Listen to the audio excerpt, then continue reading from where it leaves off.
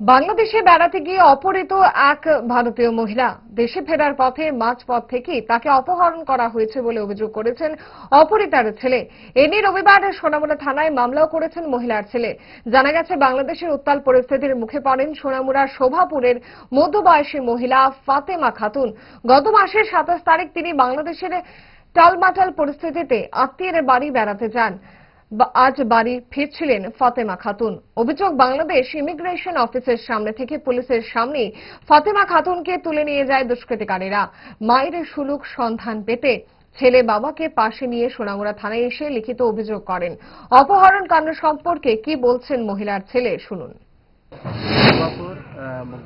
আমার মায়ের নাম ফাতেমা খাতুন, বাবার নাম সাদিক মিয়া। গত বুধবারে 27 তারিখে আমার মা বাংলাদেশে গেছে আত্মীয়র বাড়িতে। ওইখানে দুই ফাটি জায়জামালা হয়েছে।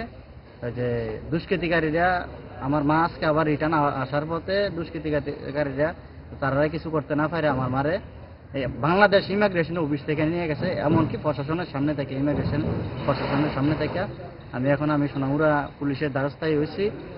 পাসপোর্ট দিয়ে গেছিল? হ্যাঁ, পাসপোর্ট দিয়া লিগেল ভাবে গেছে। ইমিগ্রেশন অফিস থেকে নিয়ে গেছে আমার মা। খবর পাইছি কেমনি? আমরা খবর পাইছি, আমরা ফোন দিছে। ফোন দেওয়ার পরে 10-15 মিনিট পর থেকে আবার নেট বন্ধ, সম্ভবত মোবাইলটা নিয়ে গেছে। এর লাগে আর কথাবার্তা হইতেছে না, এখন অব্দি কোনো যোগাযোগ হইতেছে না। 8টার সময় কথা কইছি, সকাল 8টার দিকে। তখন আজকে আমরা সোনামুড়া থানার সামনে দ্বারস্থায় হয়েছি, স্যারের কাছে আইছি। এখন দেখা যাক প্রশাসনে কতটুকু কি করে। আমরা প্রশাসনের কাছে এটা বিচার চাই, আমার মারে আমি ফিরে চাই। ইচ্ছে করে ডায়েটটা ভুলে রোলটা ফুচকাটা খেতে, কিন্তু মনে রাখতে হবে 5 দশক ধরে গ্যাস, অম্বল ও পেটের সমস্যা একমাত্র সমাধান গ্যাস নল।